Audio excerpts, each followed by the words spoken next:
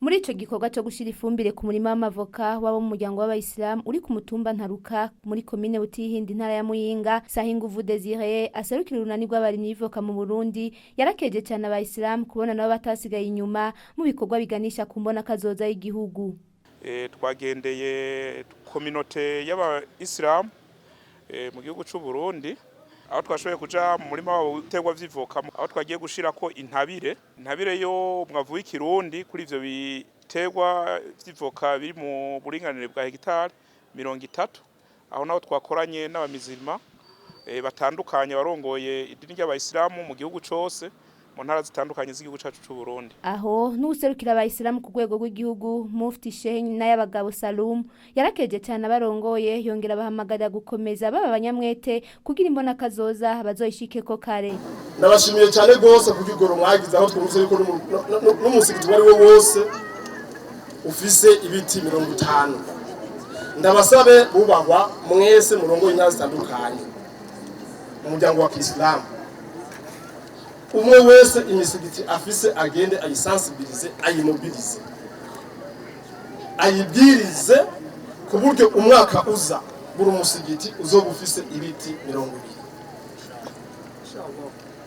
Maze nk'intara rero zimwe zigiye kuba amakomine, mugende murondere amatongo ayagugwa nayo dushobora gusaba leta y'u Burundi kugira dukunda, araje tumubona intwaro iringaye iradushigikiye kandi yamaya dushigikiye mu bintu byinshi bitandukanye. Dusaba amatongo turime duteze imbere igihugu.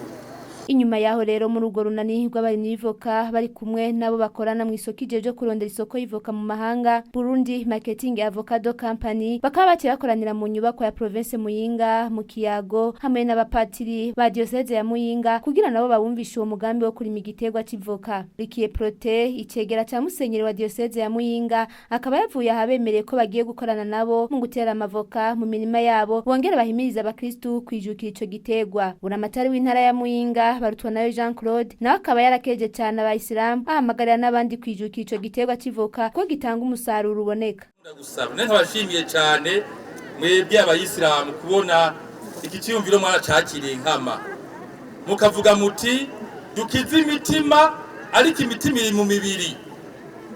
Ntuzoshobora gukiza umutima umubiri utawukijije.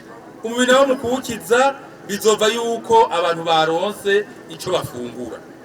None rero turabateye intege kandi turabashigikiye, mbere turugwanire hamwe, turabiyuka bene igihugu bacu, abayoboke bacu, abanyamashengero bacu botera baje imbere.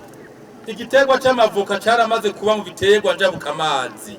Kera amavoka twe tuzi ko tuyarima kugira ngo tuyarye gusa.